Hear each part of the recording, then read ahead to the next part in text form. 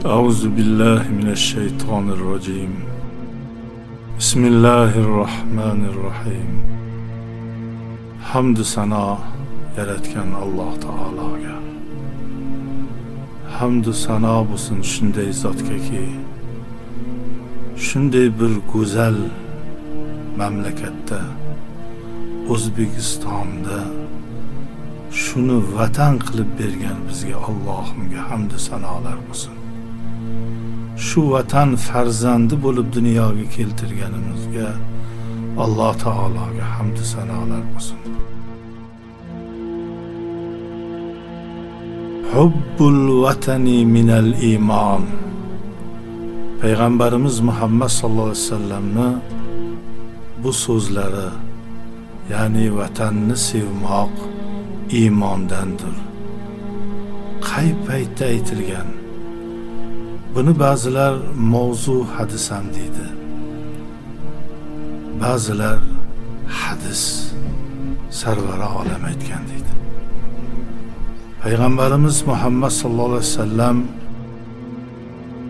Makkada azor topib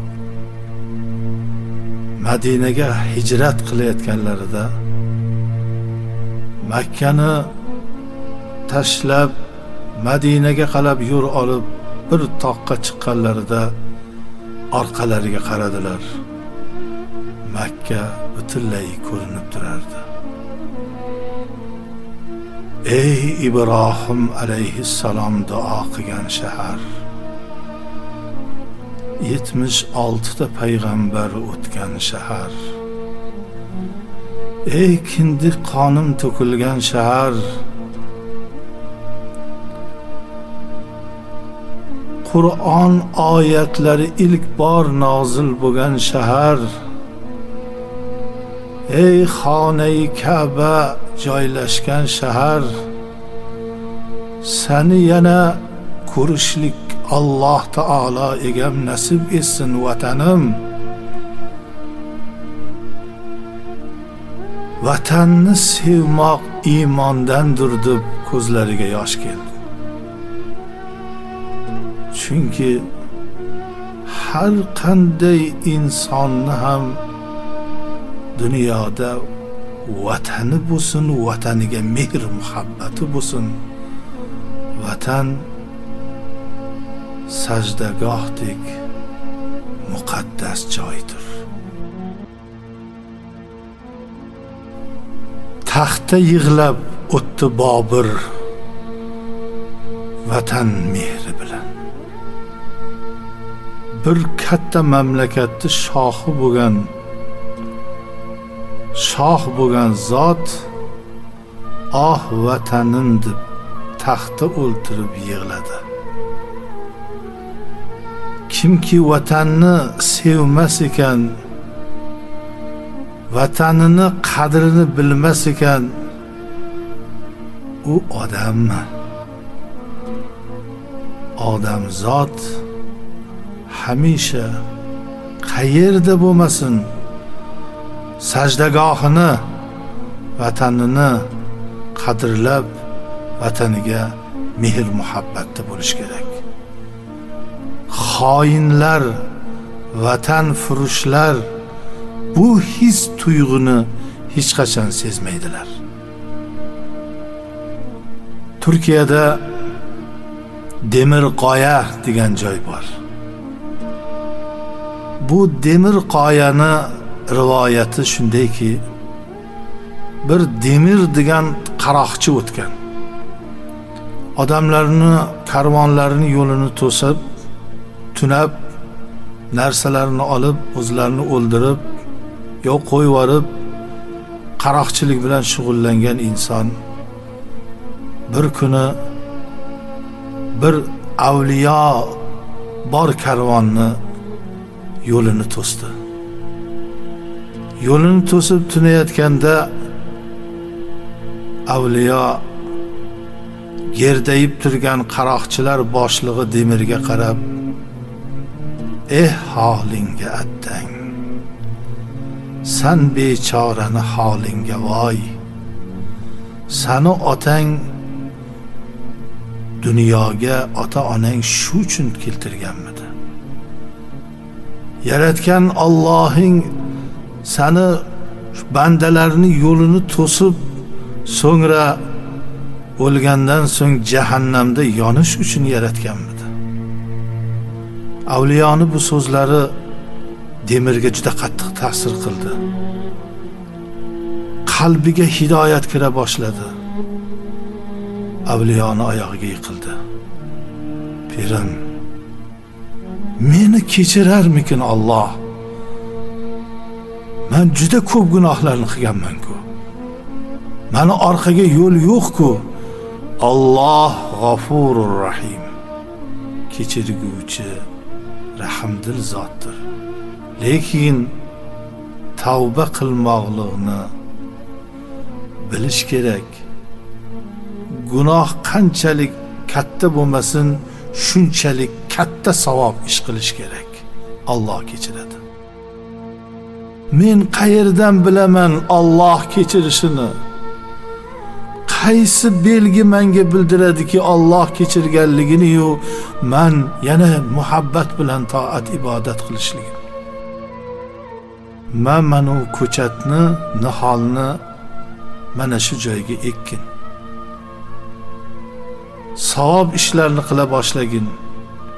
Shu ko'chat ko'karganda Alloh seni gunohlaringni kechirganligini belgisi bo'ladi.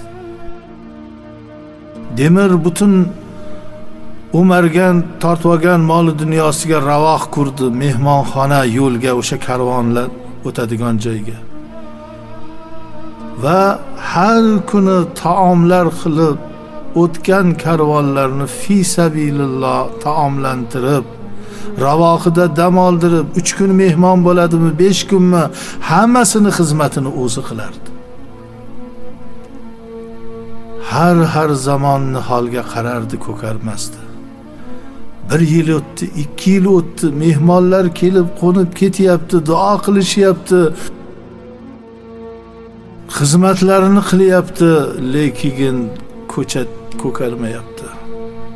Bir kuni bir suvoriy shoshilinch ketayotganda to'xtamasligini bildida, Demir, to'xta, bu yerdan hech kim benasib ketmagan aziz mehmonim bugun. Yo'limni to'sma, shoshilib turibman. Jon birodar, yalinaman, o'tinaman. To'xtab o'tgin. Vaqtim yo'q. Qoch yo'ldan. Hech bo'lmasa bir piyola suv beray, ichib o'tib ketgin. Hech kimni shu yerdan quruq qaytarmayman deb Allohga niyat qilganman, va'da berganman. Hey, qoch yo'ldan, bo'lmasa men egilib turay, yelkamga oyog'ingni qo'yib turib, otdan tushmasang ham shu bir piyola suvimni ichgin deganda otliq shoshilinch jahli chiqib bir qamchi urdi Demirning yuziga. Demirni avvalgi g'azabi qaytganday bo'lib, otliq yana yo'lda ketayotgan edi. Bori yaxshilikni bilmagan deb xanjarini olib otdi. Xanjar suvoriyni orqasiga sanchilib otdan yiqildi. Demir afsuslanib tepasiga kelganda og'zidan qon kelib, meni Alloh jazoladi, jon berdi.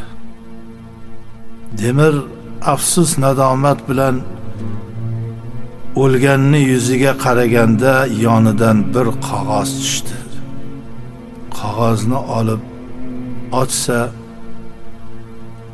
vatanini qaysi joyi nozikroq, qaysi joyi kuchlik, sharoit qanaqa, hammasini xaritasi qilinib, o'zga boshqa mamlakat shohiga pul uchun vatanini sotib, vatanini sirlarini, dushmanlar qaysi joydan oson kirish yo'llarini chizgan qog'oz ekan. O'sha qog'ozni dushman tomonga olib ketayotgan ekan. Nogoh ko'chatga demir ko'zi tushsa, ko'chat yaproqlar otib ko'karib o'sib chiqayotgandi. Ya Allohim, minglab musofirlarga ovqat berdim, xizmatlarin qildim. Ko'chat ko'karmadi. Bitta vatan xoinini o'ldiruvdim. Ko'chatlar ko'kardi. Alloh, yomonlar, vatan xoinlari shunchalik ablah bo'ladimi? Bularga shunchalik g'azab qilasanmi Allohim? Chunki dushman bostirib kirsa, bolalarni aydimi, qariyalarni aydimi, kimni aydi, qirg'in qiladi, qatl-am qiladi, xorlaydi, o'ldiradi, talon qiladi. U nomard xoinni o'sha zaminda ota-onasi, bobo kalonlarning qabrlari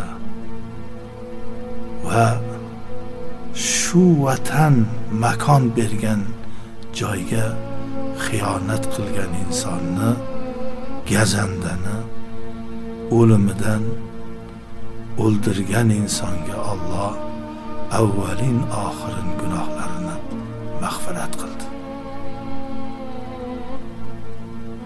Vatan, ya Rabbi, o'lguncha vatanga sodiq qilgin, vatandan judo qilmagin. O'zgalarga xizmat aylab o'zga yurt qilsang havas, hech qachon o'zgalar seni o'g'lim demas, begonasan. O'zingni yurtingda gadosanmi, g'aribsanmi? Avvalo vatanidagi odam g'arib bo'lmaydi. Gado bo'lsa ham sultondek yuradi, o'zini vatani. Lekin o'zga yurtlarda shoh bo'lasanmi, kim bo'lasanmi, vatanidan qochgan, vatanini sotgan xoin degan narsa abadul abadga peshanangga muhrlanib qoladi. Ya Rabbi, vatandan qilma judo. O'zbekistondir vatanim, o'zgasi darkor emas. Qala Rasululloh sallallohu alayhi va sallam: ad-duo mukhul iboda. Payg'ambarimiz Muhammad sallallohu alayhi vasallam aytdilar: duo ibodatni eng shirin mag'zi joyi, ilik joyidir. Ana shu duo bilan yashnaymiz, yayraymiz, maqsad, murod hosil. Ya Rabbim, vatanimizga tinchlik, xotirjamlikni ato qil. Qalblarimizga iymon nurini hidoyat aylagin. Tan jonimizni sog' salomat qilgin. Mana shu 3 ta Allohning buyuk ne'mati hamisha qalbimizda, doimo duolarimizda bo'lsin. Bir betob yotgan kasalli oldiga payg'ambarimiz kirdilar sahobani. Nihoyatda og'ir yotgandi. Shu yotishingda Allohdan nimani so'rayapsan? Alloh tezroq jonimni olgin, men shu kasaldan qutulay deyapman. Yo'q, hech qachon o'lim so'rama. Allohdan hamisha salomatlikni so'ra. Qalbingga iymon so'ra. Taningga sihat salomatlikni so'ra. Yashab turgan hayotingga tinchlikni so'ra. Mana shu duoni doimo takror aytib turgin. Rabbana atina fid dunya hasanatan va fil oxirati hasanatan va qina azoban nar. Ey Rabbimiz, bergin bizga mana shu dunyoda yaxshi hayotni. Yaxshi hayot avvalo insonlarda xulq odob mukammal bo'lishi uchun din, diyonat, iymon. Tanimizni sog' qilgin, tan sog'lig'i uchun harom luqmalardan, harom yo'llardan, harom ishlardan voz kechmoqlik. Hayotimizni tinch qilgin. Hayot tinch bo'lishligi uchun inson bir-birini yaxshi ko'rish kerak.